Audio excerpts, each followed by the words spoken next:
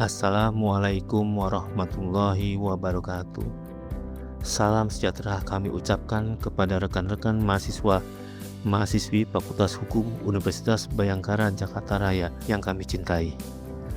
Dan salam sejahtera kami ucapkan kepada dosen pengampu mata kuliah Hukum Pidana, yaitu Ibu Dr. Anggreni Harini Putri SHMH yang kami hormati, yang mana telah menugaskan kami, yang mana telah membimbing kami dan memberikan arahan petunjuk kepada kami dalam penyusunan video analisa Kitab Undang Hukum Pidana dan Kitab Undang Hukum Acara Pidana terbaru yang diterbitkan pada tanggal 2 Januari 2026, yang mana telah menugaskan dan membimbing kami dalam menganalisa Kitab Undang Hukum Pidana terbaru dan Kitab Undang Hukum Acara Pidana terbaru berdasarkan Undang-Undang Nomor 1 Tahun 2023 dan berdasarkan Undang-Undang Nomor 20 Tahun 2025 yang berlaku pada tanggal 2 Januari 2026. Dalam video yang singkat dan sederhana ini, kami kelompok 1 akan mencoba mempresentasikan, mengulas, dan mengupas tentang KUHP baru ini berdasarkan dari analisa tim kami yang terdiri dari 6 bab bagian. Bagian pertama yang kami sebut dengan bab 1 yaitu tentang konsep latar belakang lahirnya Kitab Undang Hukum Pidana Nasional yang terbaru, yang akan dibawakan dan dikupas oleh Bung Bobi.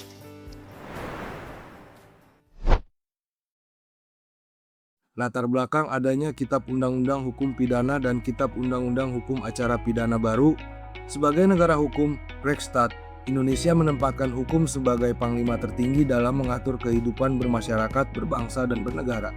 Hal ini ditegaskan dalam Pasal 1 Ayat 3 Undang-Undang Dasar tahun 1945. Prinsip ini menjamin bahwa setiap tindakan kekuasaan negara harus memiliki dasar hukum yang sah, serta menjamin kesetaraan setiap warga negara di hadapan hukum tanpa pengecualian. Berikut perjalanan serta unsur perubahan fundamental dalam sistem hukum pidana Indonesia pasca disahkannya Undang-Undang Nomor 1 Tahun 2023. Perjalanan reformasi hukum pidana Indonesia. Perjalanan menuju KUHP nasional adalah perjuangan panjang yang memakan waktu lebih dari 60 tahun. Sejak Seminar Hukum Nasional pertama tahun 1963, para ahli hukum Indonesia telah bermimpi mengganti Wetboek van Strafrecht WVS warisan kolonial Belanda. Baru pada 2 Januari 2023, impian tersebut terwujud dengan disahkannya Undang-Undang Nomor 1 Tahun 2023. Undang-undang ini merupakan bentuk dekolonisasi hukum di mana Indonesia beralih dari hukum yang berorientasi pada pembalasan kolonial menuju hukum yang berorientasi pada keadilan rehabilitatif dan restoratif yang sesuai dengan nilai-nilai Pancasila. Unsur-unsur perubahan utama dalam Undang-Undang Nomor 1 Tahun 2023, Kitab Undang-Undang Hukum Pidana baru membawa perubahan struktural dan filosofis yang sangat berbeda dari versi lama. Berikut adalah unsur-unsur perubahannya. 1. Keseimbangan monodualistik. KUHP baru tidak hanya mementingkan kepentingan individu dan liberal atau hanya kepentingan masyarakat, tetapi menyeimbangkan keduanya. Hukum pidana kini memperhatikan faktor objektif dan faktor subjektif sikap batin pelaku. 2. Reklasifikasi tindak pidana. Pembedaan antara kejahatan dan pelanggaran yang ada di KUHP lama dihapuskan. Semuanya kini disebut sebagai tindak pidana. Hal ini dilakukan untuk menyederhanakan sistem dan menghindari dualisme hukum yang membingungkan dalam penuntutan. 3. Diakuinya hukum yang hidup. Living law. Salah satu perubahan paling revolusioner adalah pengakuan terhadap hukum adat. Seseorang dapat dipidana berdasarkan hukum yang hidup dalam masyarakat selama hal tersebut tidak bertentangan dengan Pancasila dan hak asasi manusia, meskipun tidak tertulis dalam undang-undang formal. 4. Perubahan sistem pemidanaan. Sanksi pidana kini tidak melulu soal penjara. Terdapat inovasi berupa pidana pengawasan. Pelaku tetap di masyarakat namun dalam pengawasan ketat. Pidana kerja sosial. Pelaku melakukan pekerjaan sosial sebagai kompensasi atas kesalahannya. Pidana denda. Menggunakan sistem kategori untuk menyesuaikan dengan nilai mata uang dan kemampuan ekonomi pelaku. 5. Rekalibrasi pidana mati. Pidana mati kini bukan lagi menjadi pidana pokok yang utama, melainkan pidana bersifat khusus. Terpidana mati diberikan masa percobaan 10 tahun. Jika dalam masa tersebut pelaku menunjukkan perilaku terpuji, maka hukuman mati dapat diubah menjadi penjara seumur hidup. 6. Pertanggungjawaban korporasi. Berbeda dengan KUHP lama yang hanya menyasar subjek hukum manusia, UU Nomor 1 Tahun 2023 secara tegas mengatur bahwa korporasi, perusahaan, organisasi dapat dijadikan subjek hukum pidana yang dapat dijatuhi sanksi jika terbukti melakukan tindak pidana. Transformasi menuju KUHP baru. KUHP nasional, hukum material, membutuhkan prosedur pelaksanaan yang sejalan, hukum formil. Saat ini, Indonesia tengah melakukan penyempurnaan pada rancangan KUHP untuk memastikan proses penyidikan lebih transparan melalui digitalisasi. Penguatan peran hakim pemeriksa pendahuluan untuk meminimalisir salah tangkap, penerapan mekanisme restoratif justice secara formal dalam tahap penegakan hukum. Masa transisi. Meskipun disahkan tahun 2023, undang-undang ini memiliki masa transisi selama 3 tahun dan mulai berlaku efektif secara menyeluruh pada 2 Januari 2026. Masa ini digunakan untuk melakukan sosialisasi masif kepada aparat penegak hukum dan masyarakat. Restoratif Justice di wajah baru hukum pidana Indonesia. Dapat kita ketahui, hukum pidana Indonesia kini tengah mengalami pergeseran besar, yang dimana KUHP baru atau Undang-Undang Nomor 1 Tahun 2023 hadir untuk menggantikan sistem hukum kolonial yang selama ini dianggap terlalu kaku dan hanya berfokus pada penghukuman semata. Di jantung perubahan ini terdapat satu konsep utama, yaitu restoratif justice atau keadilan restoratif. Mari kita lihat perbedaannya. KUHP lama yang bersifat retributif di mana fokus utamanya adalah pembalasan dan penghukuman fisik melalui penjara bagi pelakunya. Namun di KUHP baru memperkenalkan paradigma modern dengan 3 pilar utama. Yang pertama, keadilan korektif, yang dimana keadilan korektif ini berupaya menyelesaikan konflik secara adil bagi semua pihak. Dan yang kedua ada keadilan rehabilitatif, yang dimana keadilan rehabilitatif fokus memperbaiki perilaku pelaku agar tidak mengulangi kesalahan yang sama. Dan yang terakhir, keadilan restoratif, yang dimana keadilan restoratif menitik beratkan pada pemulihan hubungan yang rusak antara pelaku, korban, dan masyarakat. Keadilan restoratif memberikan ruang bagi korban untuk mendapatkan pemulihan, baik secara material maupun psikologis, sesuatu yang sering terabaikan dalam sistem penjara tradisional. Di sisi lain, pelaku diberikan kesempatan untuk bertanggung jawab tanpa harus selalu berakhir di balik jeruji besi. Melalui alternatif sanksi seperti kerja sosial atau denda, hukum berusaha memberikan keadilan yang lebih mendalam dan manusiawi. Pendekatan ini juga merupakan cara kita mengakui nilai-nilai asli bangsa. Jika hukum kolonial cenderung mengabaikan kearifan lokal, KUHP baru justru selaras dengan hukum yang hidup atau hukum adat di Indonesia. Kita kembali pada tradisi musyawarah untuk mencapai keseimbangan, bukan sekadar menjatuhkan hukuman. Secara praktis, ketergantungan pada penjara telah menyebabkan masalah kepadatan berlebih atau overcrowding di lembaga permasyarakatan kita. Dengan keadilan restoratif, negara kini memiliki opsi hukum yang lebih efisien dan bermanfaat bagi masyarakat luas. Lebih dari itu, sistem ini selaras dengan standar HAM atau hak asasi manusia. Tujuannya bukan lagi untuk menghancurkan masa depan seseorang, melainkan untuk memberikan perlindungan kepada masyarakat sambil tetap menjaga keseimbangan hak setiap individu. Dari kesimpulan keseluruhannya, dapat kita simpulkan, restoratif justice dalam KUHP baru adalah langkah nyata menuju hukum yang lebih adil, bermartabat, dan benar-benar mencerminkan jiwa bangsa Indonesia. Oke teman-teman, selanjutnya ada penetapan tersangka, penangkapan, dan penahanan. Oke, kita mulai dari yang pertama dulu adalah penetapan tersangka. Pada sistem lama, penetapan tersangka seringkali dilakukan berdasarkan minimal 2 alat bukti. Namun praktiknya sering menimbulkan perdebatan karena kurangnya batasan yang tegas. Dalam sistem baru, penetapan tersangka harus lebih ketat, transparan, dan akuntabel. serta memperhatikan putusan Mahkamah Konstitusi yang menegaskan bahwa penetapan tersangka harus didasarkan pada minimal 2 alat bukti yang sah dan pemeriksaan calon tersangka. Jadi, KUHP lama dan KUHP tidak diatur dalam KUHP, tetapi dalam KUHP. Dasar pasal 1 angka 14 KUHP, tersangka adalah seorang yang karena perbuatannya diduga sebagai pelaku tindak pidana didasarkan bukti permulaan. Putusan penting, putusan Mahkamah Konstitusi nomor 21 per PUU 12 per 2014, minimal 2 alat bukti untuk menetapkan tersangka. Sedangkan KUHP baru tidak mengubah definisi secara langsung, menekankan yang pertama keadilan restoratif, yang kedua pembatasan kriminalisasi, yang ketiga perlindungan hak tersangka. Perbedaan utama dari KUHP lama dan KUHP baru, KUHP lama lebih bersifat formal, yang kedua KUHP baru itu lebih berbasis keadilan dan HAM. Contohnya, seseorang dituduh mencuri, KUHP lama bisa jadi langsung jadi tersangka jika ada laporan dan bukti awal. Sedangkan KUHP baru dengan putusan MK harus minimal 2 alat bukti yang sah. Oke, kita lanjut. Yang kedua adalah penangkapan. Pada KUHP lama, penangkapan dilakukan jika terbukti permulaan yang cukup, namun sering disalahgunakan karena standar cukup yang relatif luas dalam perkembangan hukum. Baru prinsip due process of law lebih ditekankan sehingga penangkapan harus dilakukan secara profesional, tidak sewenang-wenang, serta wajib disertai alasan hukum yang jelas dan pemberitahuan hak kepada tersangka. KUHP berlaku di KUHP lama dan baru.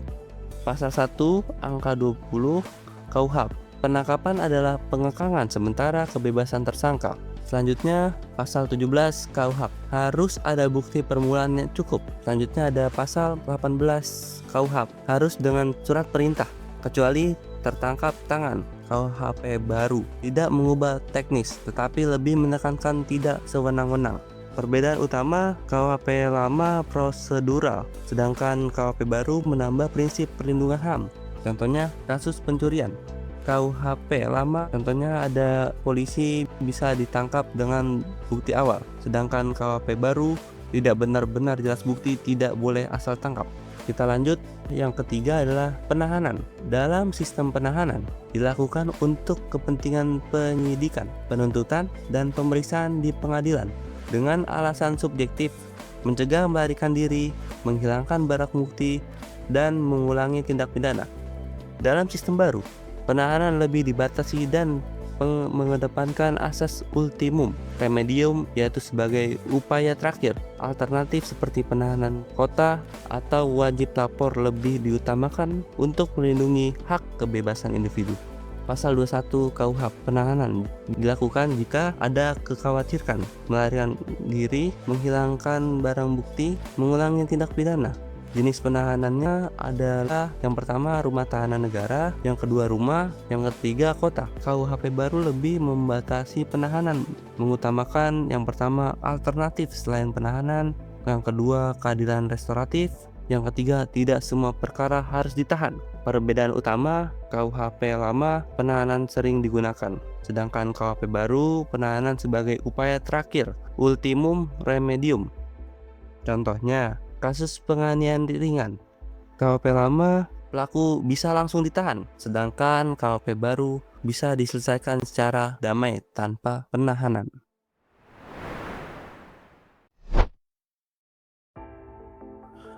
Peran dan wewenang advokat dalam KUHP baru.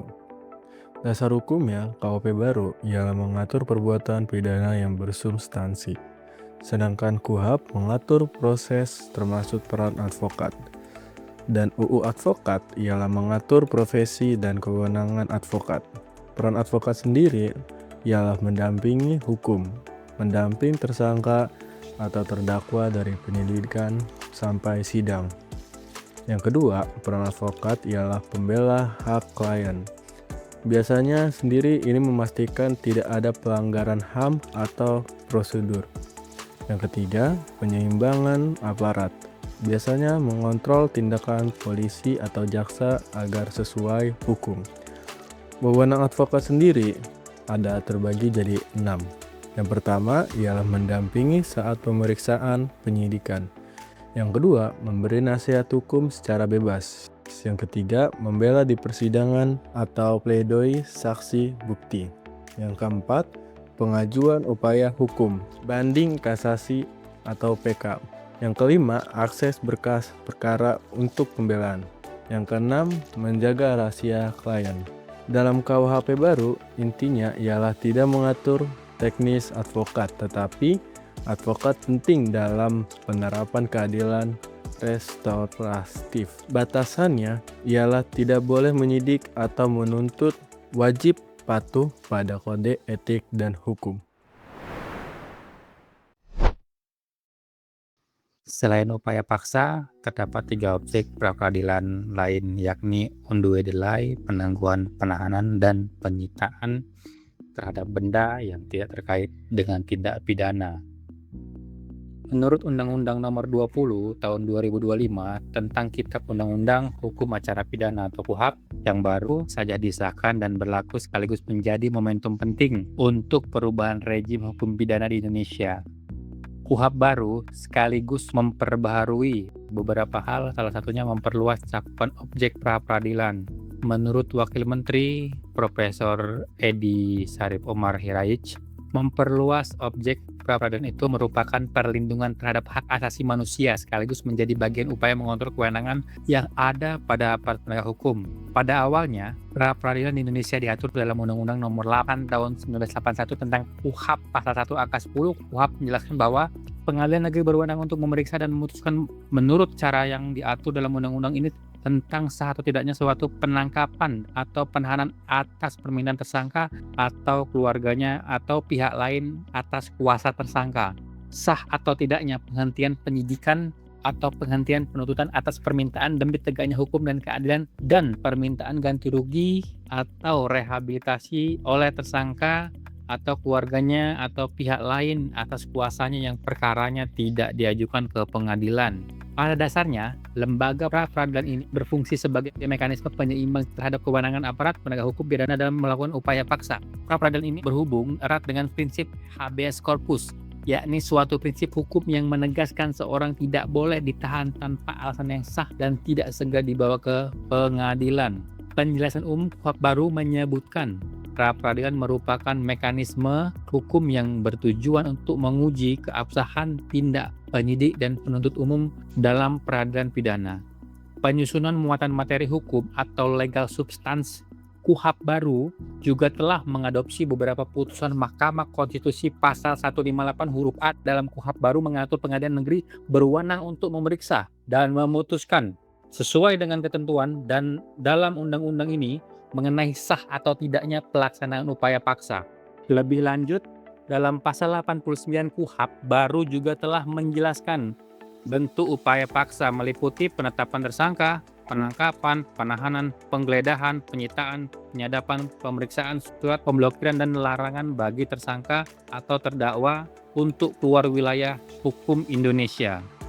Selain itu, KUHP baru telah diperkuat dengan adanya perluasan objek pra-peradilan seperti penyitaan benda yang tidak ada hubungannya dengan tindak pidana oleh pihak ketiga, penundaan terhadap penanganan perkara tanpa alasan sah atau undue delay, dan penangguhan penahanan. Perluasan objek pra-peradilan mengenai penundaan terhadap penanganan perkara tanpa alasan yang sah.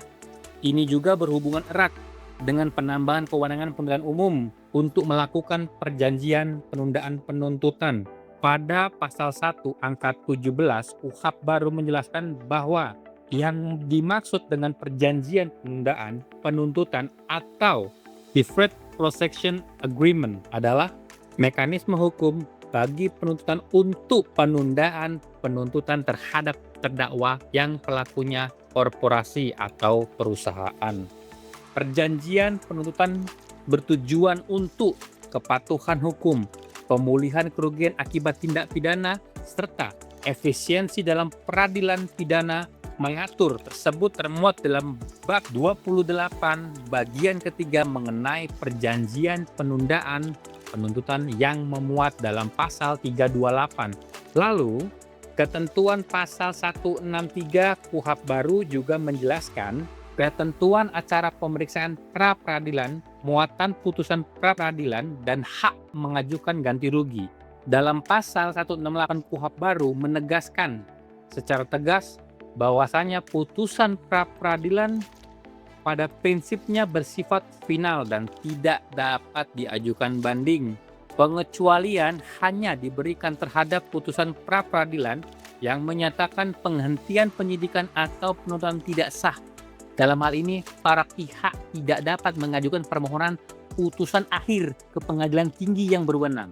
Dengan pengaturan tersebut, pengadilan negeri diberikan kewenangan untuk memeriksa dan memutuskan 6 objek pra-peradilan, yakni keabsahan upaya paksa, syah atau tidaknya penghentian penyidikan atau penuntutan permohonan ganti rugi atau rehabilitasi penyitaan barang yang tidak terkait dengan tindak pidana penuntutan penanganan perkara terhadap alasan yang sah, serta penangguhan pembatalan penahanan. Dalam pengesahan di Mahkamah Agung atau Mahkamah Konstitusi, pemberlakuan Undang-Undang Nomor 20 Tahun 2025 tentang Kitab Undang-Undang Hukum Acara Pidana atau KUHP di ujung 2025 berfungsi sebagai instrumen untuk menegakkan dan menjalankan hukum pidana material baru atau KUHP nasional. Baik KUHP nasional dan KUHP baru mulai diberlakukan serentak mulai 2 Januari 2026. Pemberlakuan kedua aturan tersebut telah mengubah paradigma pemidanaan di Indonesia. Adapun sebelumnya, hukum pidana di Indonesia yang merupakan warisan kolonial atau diadopsi dari Wetboek van Strafrecht lebih dekat sebagai alat pembalasan. Tujuan pidana adalah sebagai alat pembalasan sendiri, merupakan teori usang dalam perkembangan hukum pidana yang secara impresif menerapkan hukuman setimpal kepada pelaku tindak pidana. Bahkan teori dimaksud menerapkan konsep lex talionis atau mata diganti dengan mata. Namun, melalui KUHP baru atau KUHP nasional yang baru, merupakan tujuan pemidanaan telah bertransformasi sebagai instrumen rehabilitatif bagi terpidana dan memulihkan kondisi seperti sedia kala, dengan menjamin hak-hak korban tindak pidana sebagai tergambarkan dalam ketentuan pasal 51 KUHP nasional. Selain itu, pemberlakuan KUHP nasional dan KUHP baru jauh menjamin penghormatan dan penegakan hak asasi manusia. Hal ini sangat sejalan dengan eksistensi negara Indonesia yang diamanahkan konstitusi. Dalam negara yang menjadikan hukum sebagai pedoman, melaksanakan kehidupan berbangsa dan bernegara di mana seluruh atribut negara memiliki fungsi menjamin pelaksanaan hak asasi manusia, maka seluruh aparatur penegak hukum yang memiliki kewenangan diatur dalam KUHP baru juga memiliki kewajiban untuk menghormati hak asasi manusia dengan melaksanakan seutuh-utuhnya amanat KUHP tersebut. Sejarah singkat pra-peradilan. Pra-peradilan bukanlah ketentuan baru dalam hukum acara pidana di Indonesia. Konsep pra-peradilan yang memberikan perlindungan terhadap upaya paksa sebelumnya telah dikenal dan diadopsi Undang-Undang Nomor 8 Tahun 1981 tentang hukum acara pidana atau KUHP lama. Bahkan terdapat beberapa putusan Mahkamah Konstitusi yang merupakan ketentuan pra-peradilan dalam KUHP lama. Salah satunya putusan Mahkamah Konstitusi nomor 21/PUU/12/2014 yang memperluas objek pra-peradilan. Secara historis, pra-peradilan dipengaruhi oleh habeas corpus and Magna Carta, memberikan pedoman bagi aparatur penegak hukum untuk menghindari kesewenang-wenangan seperti penangkapan, penahanan, atau upaya paksa. Sedangkan Magna Carta merupakan simbol kebebasan rakyat dari penindasan penguasa di Inggris yang lahir tahun 1215. Menjadi teladan penegak hukum pidana yang bebas dari praktik penindasan dan mengedepankan nilai-nilai kemanusiaan. Demikian juga diberlakukannya pra-peradilan untuk pertama kalinya tidak terlepas dari modifikasi praktik hakim komisaris rechter commissaris di negeri Belanda dan judge instruction di Prancis. Meskipun praktek pra-peradilan di Indonesia berlainan dengan konsep hakim komisaris yang berlaku di kedua negara Eropa tersebut.